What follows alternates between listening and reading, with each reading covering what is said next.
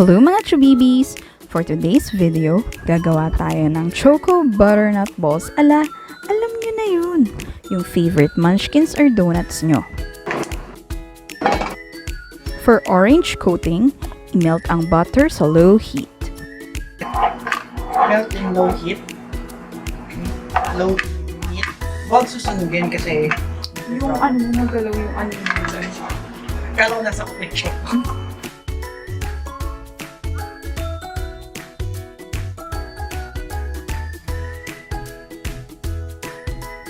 Once na melt na, ilagay ang flour at lutuin for 5 minutes.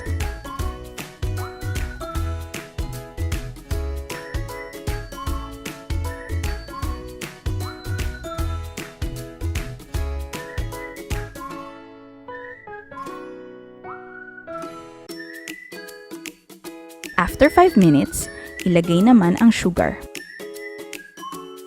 Lutuin pa ito for 5 minutes.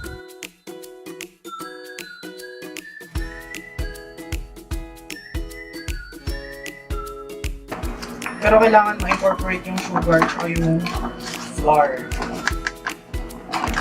And then, pag medyo na-incorporate, lagyan natin yung food coloring. After 5 minutes, ilagay na ang orange food color. O, huwag masyado ma-overwhelm, hindi kwek-kwek ang gagawin natin.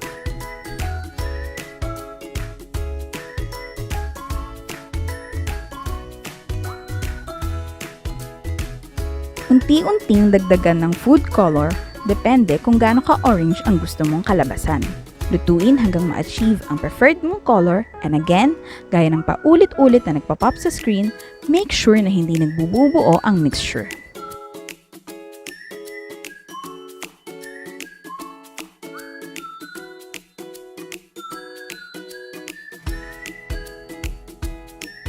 Ayan! On to making chocolate ganache. Sa isang bowl, paghaluin ng condensed milk at unsweetened cocoa powder.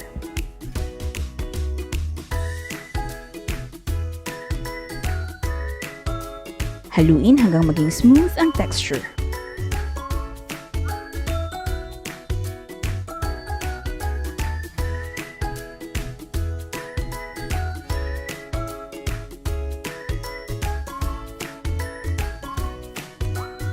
Para naman sa donut, eto na, ang mahiwagang ingredient.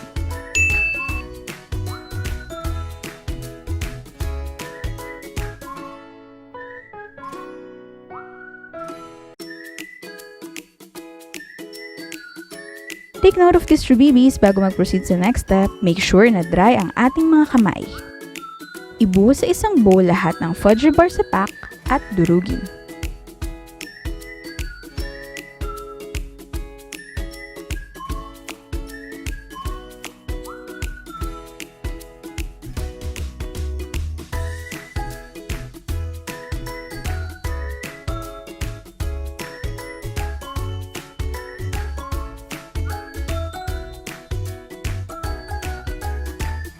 Kapag nadurog na, maglagay ng chocolate ganache para maporma ang donut. Again, huwag ma-overwhelm.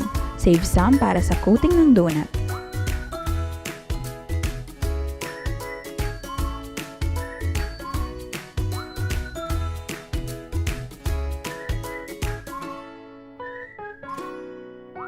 Bumilog ng mga maliliit na donuts, depende sa preferred size.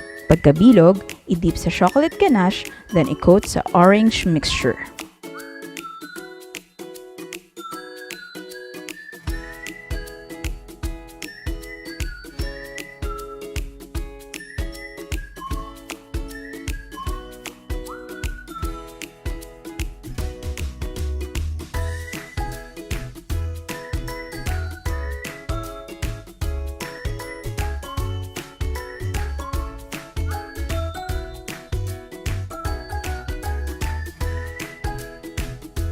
After ma-coat sa orange mixture, ilagay sa ref at palamigin hanggang mag-set.